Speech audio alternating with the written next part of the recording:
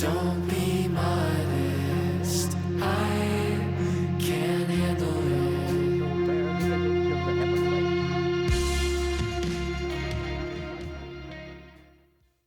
it. Hey, Ryan Anthony Gosling Tano here, internet's most literally me music nerd.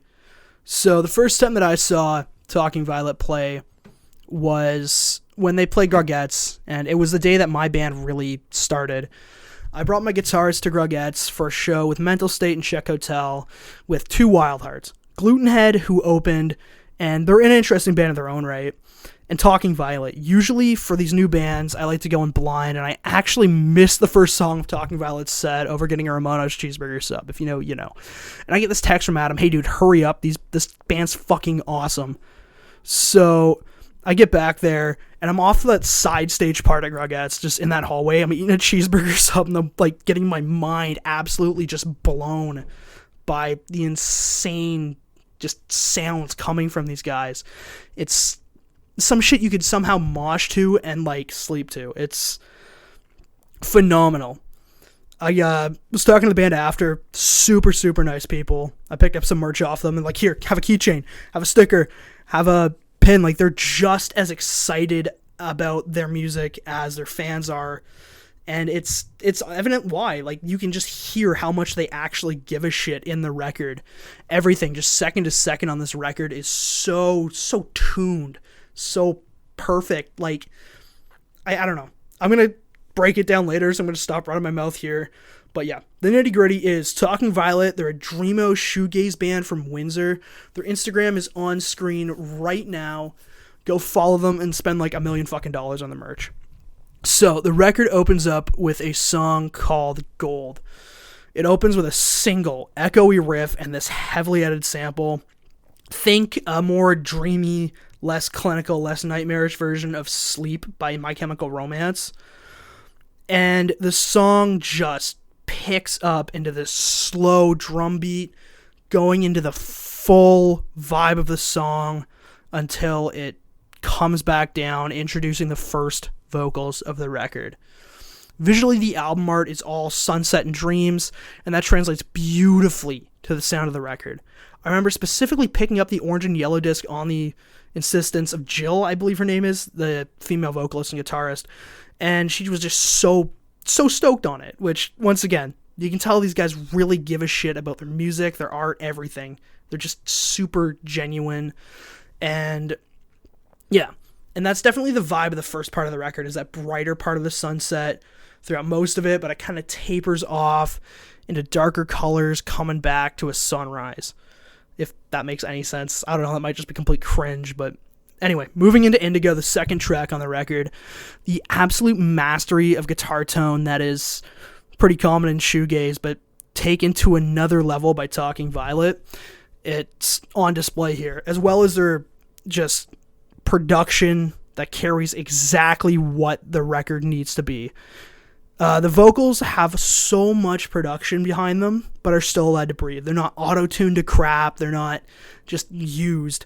They are part of the instrumentation. It's once again another reason just why it's so good.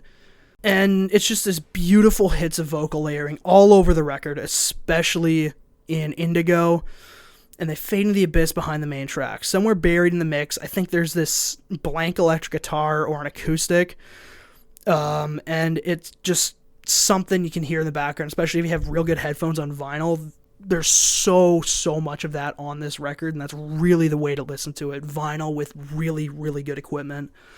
But yeah, so moving into the third track, Delusional, the samples that sound like a playground are drowned out by claps that sound like footsteps on loose gravel. And an amazing chorus, layering gang vocals behind the lead vocals was an amazing choice. And the way the production once again elevates the song to new heights. The choice to use an almost hardcore-esque China just before the chorus is super interesting and super awesome. It adds to the dreamy, hypnotic soundscape in general. The drums on this record are played with a punk edge, noisy, in your face when it needs to be, adding emphasis, and it blends beautifully with the rest of the band. And the production on it's just next level. I've seen the band refer to themselves as the loudest quiet band you'll ever hear, and that's absolutely the way to describe it.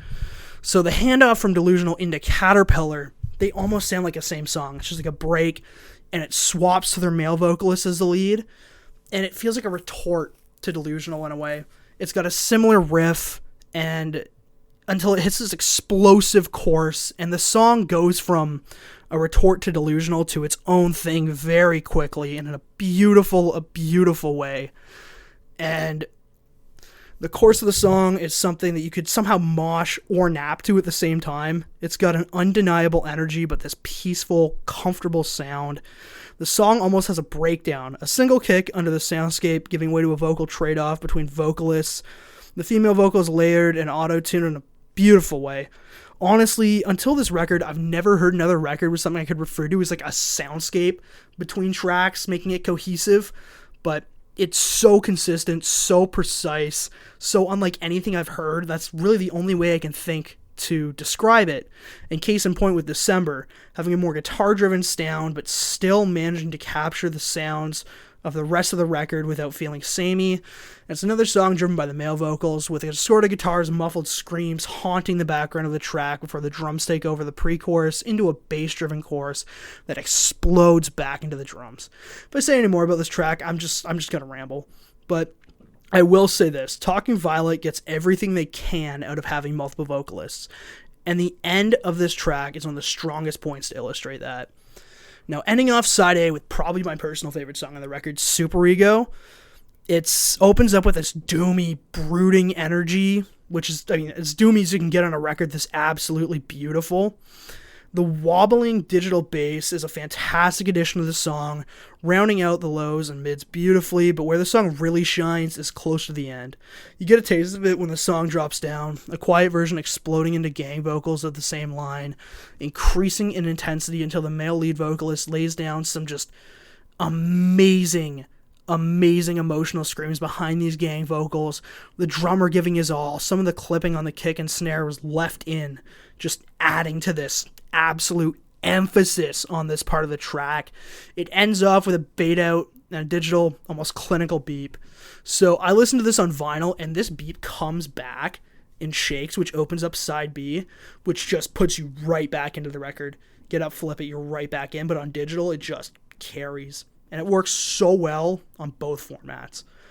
But saying that, it carries that beep in, bringing the soundscape back for the listeners, and it goes into this slower, sadder song, picking up with one single kick, the cries of "I'm just fine, leave me alone," speaking to a depression that a lot of us has gone through.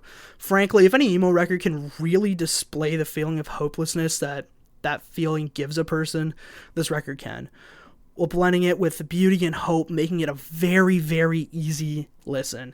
It's gut-wrenching without making you depressed. And the guitar solo on this rivals anything Gilmour played for Floyd. It's absolutely amazing.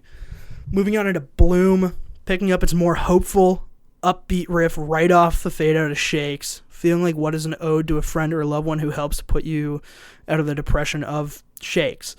The synths running in the background are a fantastic addition to this song. The song sounds like summer. It sounds like a beach, and with some riffs that sound a little more traditional, truly feeling like floating in the water on a hot day. Gang vocals and everything bringing this as the emotional peak of the record while still hanging on to that soundscape, adding distorted synths, almost like something Daft Punk would use at the opening of a track to the background of the last bit. Moving into Slow Dance, handing back off for the female vocalist with a less produced drum sound at the start, almost just feeling a little bit claustrophobic.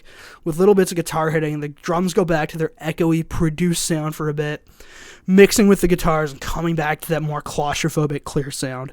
The track is the closest that the record gets to breaking the soundscape, but is better for it. It breaks up the feel with more background synths and everything that made the rest of the record great, eventually going back to the soundscape near the end.